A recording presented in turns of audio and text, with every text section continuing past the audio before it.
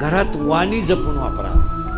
जरा जरा वयामानाचा विचार करून वाणी वापरीत जा. जरा सासू सासरा यांच्याबद्दल बोलताना जरा भान ठेवीत जा.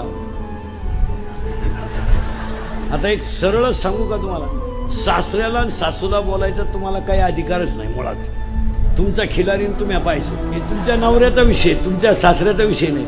आणि वयामानाचं भान ठेवून बोलत जा. विनोद समजू नका. शहाणी माणसं मरण पत्करतात, अपमान पत्करत नाही. आणि संकट कोणावर येतील याचं काय सांगितलं महिला मला. अरे आज तुमच्या नवऱ्याला थोडासा पगार बिगार झालाय, तुम्ही जरा स्टँडर्ड राहायला लागल्या, उभ्यानं चपात्या करायला लागल्या, चपला घालून चपात्या करायला लागल्या, उभ्यानं जेवायला लागल्या, म्हणजे तुम्ही स्वतःला विद्वान समजता. पण कोणत्या तरी आईनं त्याला 9 महिने कुशीत ठेवून 3 वर्ष दूध पाजले, 20 वर्ष सांभाळलंय, असा कुणाचा तरी त्याग आहे ना.